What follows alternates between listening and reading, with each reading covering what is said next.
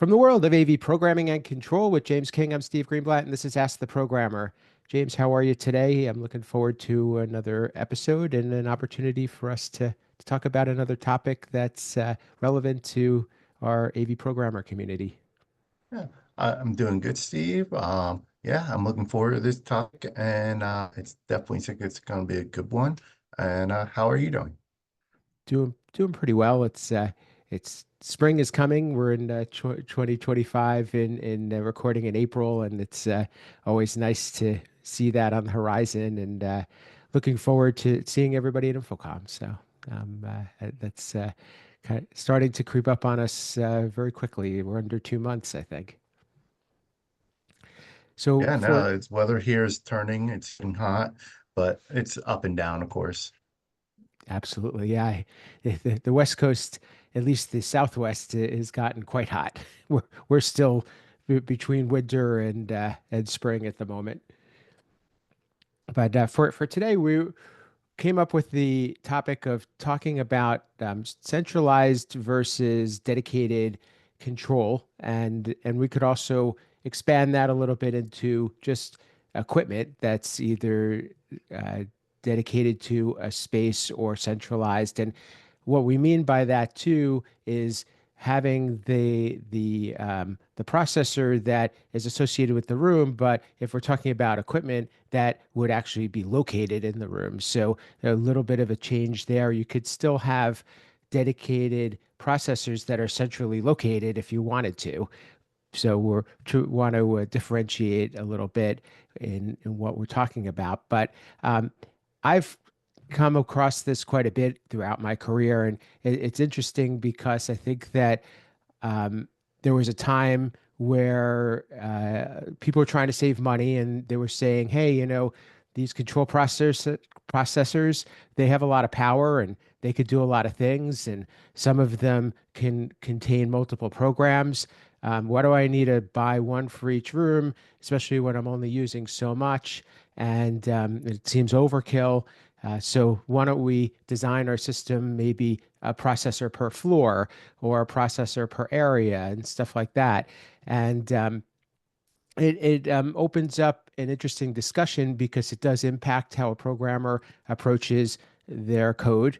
And it also opens up the door to the what ifs and the things you might have to think about and the gotchas and also a little bit of planning on either troubleshooting or remediation if something comes up. So James, what's been your experience with this? And is there some insight that you could provide either on either of the two perspectives?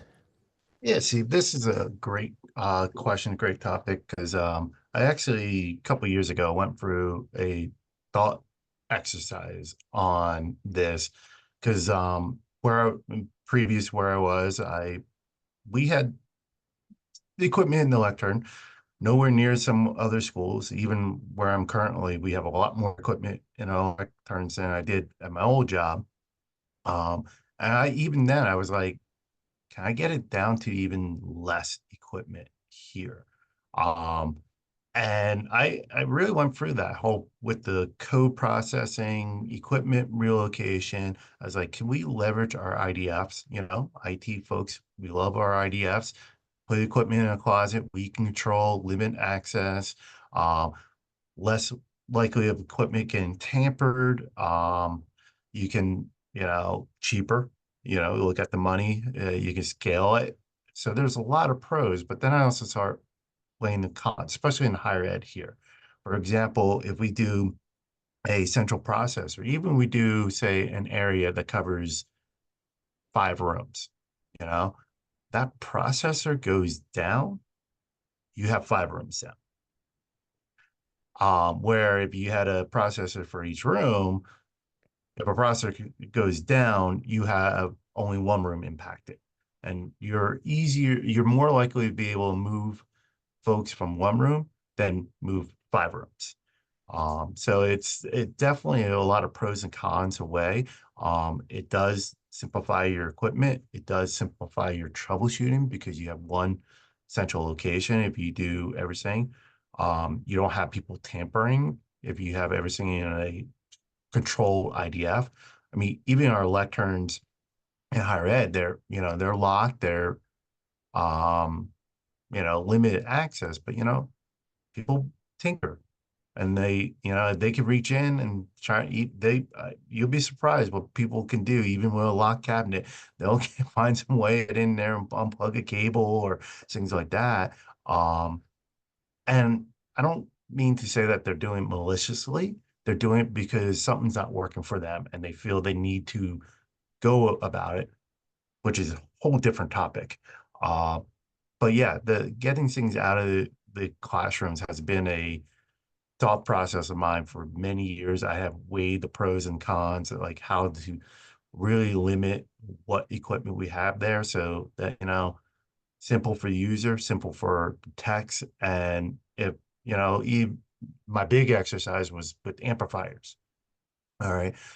We could have all our speakers wires in our classrooms run back to the IDF, throw a big amp in there that can handle or multiple amps and handle all the channels. And, they're great. Speakers shouldn't go. People shouldn't be playing with amps. They're pretty reliable. But then you still are in the notion of, okay, the amp dies, how many rooms are impacted? Um, I also saw another pro is, overflow.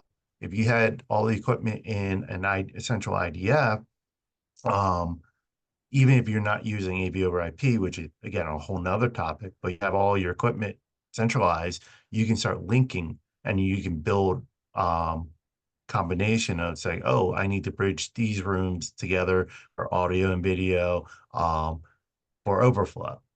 Great benefit of that as well. So again, a lot of pros, a lot of cons. Yeah, I think you touched on a lot of great ones, and I'll comment on a couple of those and maybe expand the conversation too. One is when you say something dies, certainly we know that that could happen to just about anything, and hopefully it doesn't happen very often. But for a control processor, when you have to reboot it, that could also impact all those rooms. And if you're making a modification to one room, you might have to reboot the whole processor, and that also has an impact. The another thing that I was thinking of while you were talking is, I in the past, and this has been years ago, is that we also had come across some system designs where there were pooling equipment. So it could kind of take your idea even further to say, what's the minimum number of products that I need? Because in a room, maybe I only use some product once every so often, and I could get away with having one shared amongst different rooms.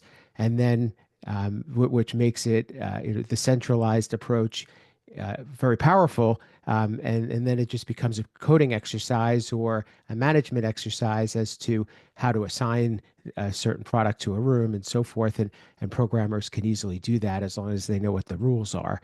But it makes that really powerful because you're not having you're not buying products that are going to be very underutilized per se.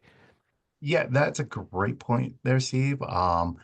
We I actually had this question. Well, not question. This is something I came up on a job interview years ago when I was looking at different opportunities. And I brought up the question to them of what equipment do you have in your classrooms? They gave me the whole list. And I was actually taken back when they told me that all their classrooms had a Blu-ray player. I was like, interesting. I was like, how often are they used? And they're like, not much, but we do have random here's and there's. I was like, huh, how we're currently combating, and like I said, this was years ago, was we had a central location and we used sling boxes. So the Blu-ray player was connected to the sling box, and if a faculty member wanted, they brought us the Blu-ray player and access the sling box over IP. So we only had two Blu-rays. We eventually Sling stopped working, stopped updating and all that stuff. They moved away. So we then just made the Blu-ray player a checked out item that we hooked up to the HDMI cable in the room. Again, we didn't need 200 Blu-ray players. We had two. they got used maybe twice a year. And in those situations, and similar to what we were talking about with the centralized processors, and I think neither of us is saying which way is right. We're just Hmm. trying to explore this and say, make an educated choice. But when you can take five rooms and have them controlled by one processor, you could afford to have a spare or two on hand, and possibly even have some type of a switchover if needed, very quickly, and that could go for Blu-rays or any of those other devices that are seldom used but important and needed when it's time to use them. So Yeah. it's, what's nice about all of this is that programming really is the underlying value and what makes solutions like this work. If you didn't have programming and a programmer who understood and could be the architect to how to approach it, and also be almost the rule keeper, that to say this is how we're going to be able to assign things, and this is how we're going to be sharing our pooled resources. It couldn't work unless you had a person doing it, and I think that that's very cost prohibitive. No, I agree. Yeah, programmers are very key in this aspect, making sure that you have your redundancies if you do go centralized. Um, you know, they're the ones who are gonna build the framework and the safeguards, as you were saying. And like you said, we're not saying either way is the best way. Each has their pros and cons, and you have to weigh each of them. The nice part, I would say, if we go back to dedicated control, at least you're talking about a program per room that's more, that's easily swappable, that you could have contained, and it still allows you to still have some pooled resources if you wanted to. You're just talking about having a dedicated processor per room that contains the code for that particular room. It doesn't require you to have to have much more, much greater investment in writing code for five rooms in one program versus one room, and making changes could be a lot easier there. So, in my experience, doing that, I think, causes a programmer a lot less stress. I think that they're more comfortable with that, more used to that, and it allows them to kind of focus on one room at a time. And if they play their cards right, if those rooms are similar, they can figure out how to write code that could live in each system, and still be able to, whether it's a config file or some other manner, have the nuances of the room be uh, selected and identified, even though it's still all running the same code. Yeah, and I think that one thing that's really good with the whole decentralized is being able to have a code dedicated to the space, even if like in higher ed, we have cookie cutter rooms. A lot of rooms are identical. And then, you can copy, paste, modify, the IP table or the IP address or ID number, whatever you need to modify for the room. But what's great is with that is, say one of those rooms, hey, your display fails and you had to get a different one. You don't have to impact the code for all the other rooms. You can impact just that one. Then you're not bloating your code for all the rooms. You're just impacting this one. You can make that small modification. Um, and like you said, you can really make things configurable based off of that and use simple code, but deployed to each space. And I think it also allows to a programmer to entrust to maybe a field engineer or somebody else to go and deploy it if they needed to, and then they could just support them. So it's a lot lesser lift in that regard.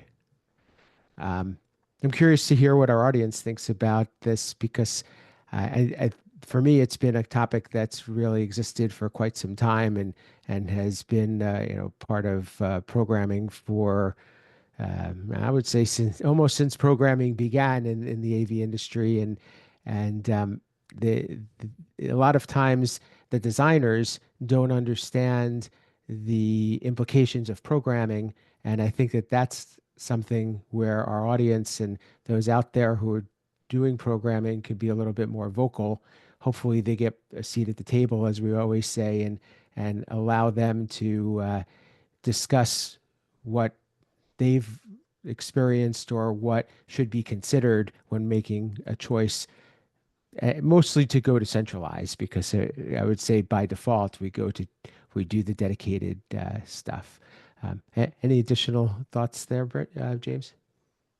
No, I think that sums it up pretty well, Steve. All right. Well, we hope that we can get some feedback. Let us know what your experiences have been out there, and let us know um, what you have thought about both this episode and what are some of the tips that you can provide others that are going down this road. And this is one of those episodes that we think can hopefully be some type of reference that when situation comes up, this is something that could either be revisited or shared with others who need to be have some reference information. So, James, how can people get in touch with you, um, learn what you're up to, and continue this conversation? As always, I'm on the social X as AV_James King. I'm out on Blue Sky, not active there, but I'm out there. LinkedIn, we have the Ask the Programmer community in LinkedIn. Again, you Google me, you'll find me. Excellent. And keep reaching out to us. I think LinkedIn has become a great resource for the AV industry. So connections are always welcome. And just let us know that you are coming to us from the Ask the Programmer community, and please chime in our group on LinkedIn, and you can reach out to us in other social spots as well. I could be reached at Steve Greenblatt in those areas. And my company, Control Concepts, we help programmers by developing building blocks that either interface products or help to provide additional functionality. And all of that can be found at controlconcepts.net. If you don't know already, we are on YouTube in the video version, and we also are on your favorite podcast platform in audio. So check us out in either or both of those areas. And we'd like to continue to attract audience in both of those. And we're seeing numbers grow, and we appreciate that. So please also share your favorite episode and keep this conversation going. And until next time, this has been Ask the Programmer.